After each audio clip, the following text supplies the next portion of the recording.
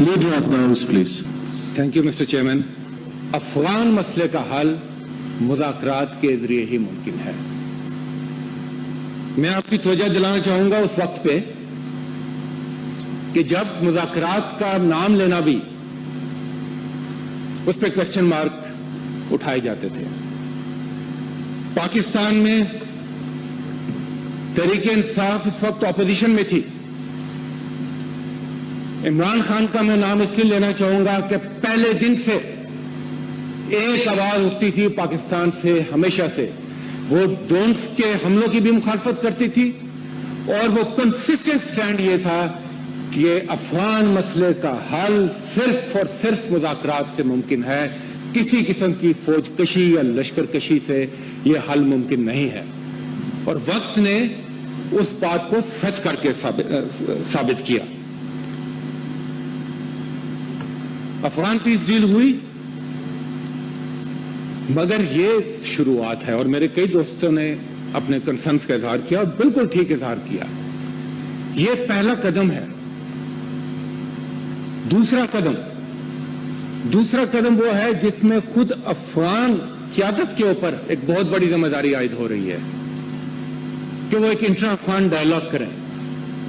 وہاں پر جو ایک دہائیوں سے فوج کشی کی وجہ سے لڑائی کی وجہ سے ایک دھڑے بندی ہے, بڑے کلیئر فالٹ لائنز ہیں, ان پر توجہ دے اور اس پیس پروسیس کو آگے بڑھائے. تیسری چیز کہ خطے کے ممالک میں کچھ ممالک کا یہ انٹرسٹ ہے کہ یہ پیس پروسیس کامیاب نہ ہو. مشاہد حسین صاحب نے یو این رپورٹ کا ذکر کیا. اس کے دو حصے ہیں. ایک آئیسس کی پریزنس افغانستان میں اور دوسرا اس میں یہ بھی لکھا ہے کہ ایپی سینٹر جو ٹیررزم کا بننے جا رہا ہے وہ ہندوستان ہے. یہ کل پرسوں کے اخباروں میں یہ تمام ڈیٹیل چھپ چکی ہے اور آئیسس کی موجودگی کا وہاں پر ذکر ہے.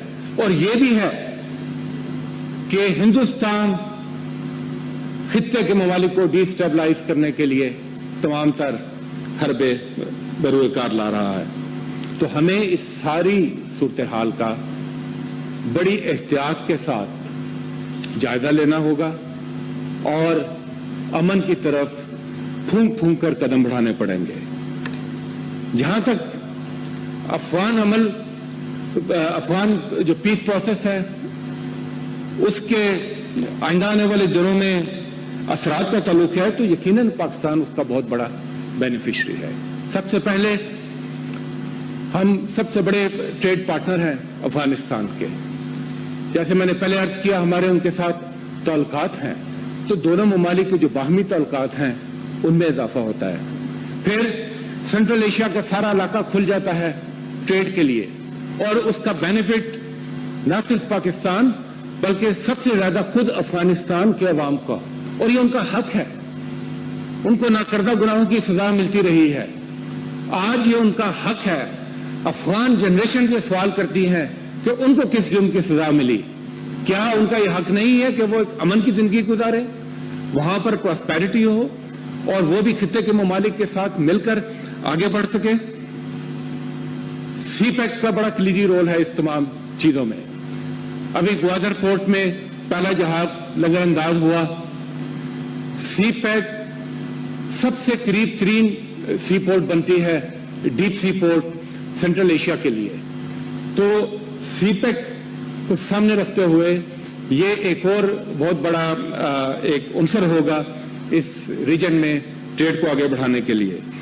میں بات کو مختصر کرتے ہوئے صرف یہ کہنا چاہتا ہوں کہ تجارتی فوائد کے ساتھ ساتھ پاکستان نے سیاسی فوائد بھی حاصل کیے.